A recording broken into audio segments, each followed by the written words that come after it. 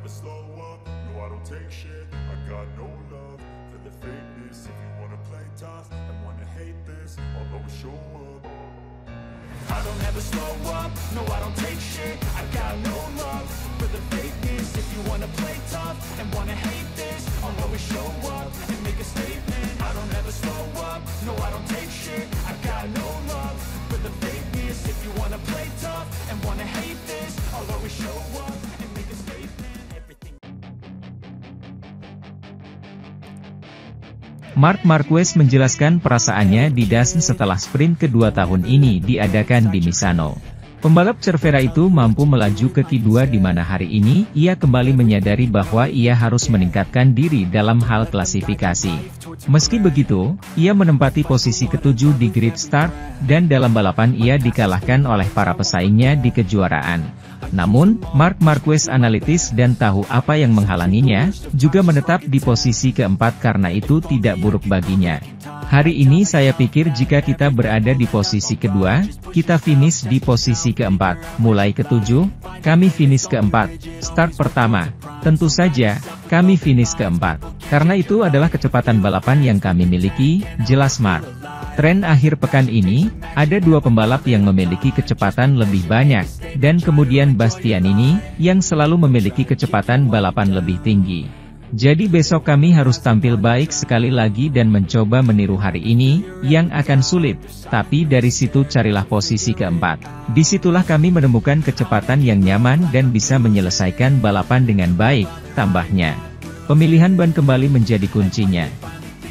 Ya, itu tergantung. Yang terpenting, ketika ban terjatuh, saat itulah saya mulai menjadi lebih setara dengan mereka. Saat ban masih benar-benar baru, itulah saat yang paling saya derita, saat yang paling merugikan saya. Faktanya, penurunan kualitas saat ini kurang lebih sama, itulah isi kehidupan. Trial, error, dan pada akhirnya akan ada cobaan yang berhasil. Yang terjadi kita tes di depan publik, jadi kesalahannya dibayar sedikit, tapi kita coba terus berjuang, terus perbaiki, kualitas, itu, yang jadi titik lemahnya, tegasnya. Saya akan memilih ban medium, terutama karena menurut saya ban kiri soft akan turun sedikit dan menjadi lebih tidak stabil. Marquez menjelaskan dengan jelas kompon Michelin mana yang akan ia gunakan dalam balapan panjang besok. Sementara itu, Enea Bastianini memenangkan sesi pertama minggu ini di Misano, mengungguli Morbidelli dan Quartararo. Pagi hari dimulai 1 jam lebih awal di sirkuit dunia Misano Marco Simoncelli dengan pemanasan MotoGP. Sesi hari ini akan dilaksanakan dengan jadwal khusus, agar tidak tumpang tindih dengan Formula 1. Oleh karena itu, aksi di lintasan akan dimulai pada pukul 10 dengan Moto3, dilanjutkan dengan Moto2 pada pukul 11.15 dan balapan MotoGP pada pukul 1.00 malam. Namun, hal ini dapat menguntungkan pengemudi kelas Premier, karena suhu lintasan mereka agak lebih rendah. Pecco Bagnaia akan mencoba mengulangi kemenangannya mulai Sabtu di sprint race. Pembalap Italia itu tidak berjalan dengan baik, mendapati dirinya disusul oleh Jorge Martin di tikungan pertama. Namun, ia tahu bagaimana tetap berada di belakang kemudi pembalap asal Madrid tersebut, dan memanfaatkan kesalahan Martin untuk memimpin balapan hingga akhir. Enea Bastianini lah yang melengkapi podium, dengan Marc Marquez tetap di depan pintu. Pedro Acosta, pada bagiannya, melewati garis finish di posisi kelima. Stopwatch telah dimulai dengan 10 menit tersisa di mana para pembalap akan mencoba menyetel motornya untuk balapan hari Minggu ini. Para pilot tidak membuang waktu untuk memasuki lintasan, dengan Jorge Martin berangkat dengan mengemudikan Marc Marquez. Brad Binder menetapkan waktu referensi pada lintasan pertama garis finish, yang segera dilampaui oleh Marco Bezzecchi.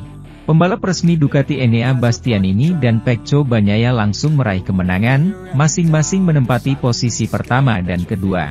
Keduanya juga meninggalkan citra pemanasan, berkendara bersama Marc Marquez dan Jorge Martin. Tampaknya para pilot sedang mempelajari satu sama lain, terus-menerus mengubah posisi mereka. Marc Marquez sengaja mengambil risiko besar terhadap Ducati, yang menyebabkan kecelakaan lagi pada kualifikasi di Misano. Pendekatan ini merupakan hasil dari rasa percaya diri terhadap kemajuan motornya dan juga kebutuhan untuk lebih memahami batasannya, khususnya untuk memahami cengkeraman di bagian belakang. Marc Marquez menganggap dirinya di tempatnya setelah sprint race di GP Emilia-Romagna, finish di posisi keempat. Membayar kejatuhan lagi di kualifikasi, pemenang terakhir hanya berada di urutan ke-7 di grid start, tetapi ia memperoleh 3 tempat di lap pertama dan, meskipun melakukan kesalahan, ia mampu menahan Pedro Acosta hingga finish, 3 orang kuat di posisi pertama. Ducati versi 2024 berhasil lolos. Hari ini tidak hanya menggambarkan batas-batas GP23 yang dijalani Marquez, tetapi juga batas-batas yang masih harus ditanggung oleh pembalap Spanyol itu untuk memaksimalkannya. Pagi harinya ditandai dengan 2 kali terjatuh, satu di L2 dan kedua di Q2. Akibat dari pengambilan risiko secara sukarela karena dimaksudkan untuk lebih memahami batasan sepedanya. Marquez sepenuhnya menganut pendekatan ini yang telah lama tidak dapat dipisahkan dari gayanya dan akhirnya ia pindah dengan Honda yang tidak mampu bersaing memperebutkan posisi teratas tahun lalu. Namun jika dia ingin mengambil risiko tersebut, itu juga karena dia belum berhasil memanfaatkan sepenuhnya Ducati dan salah satu kekuatan utamanya, yaitu cengkeraman yang sangat baik pada ban belakang, kebalikan dari apa yang dia ketahui di Honda. Fenomena tersebut juga ditonjolkan dengan bangkai yang diluncurkan di kompetisi musim ini. Tidak berusaha menyembunyikan kesulitannya, Marc menjelaskan secara detail di mana dia berada dalam proses adaptasi hari Sabtu ini dan mengapa dia akan terus mengambil risiko. Ya, saya senang dengan hasilnya.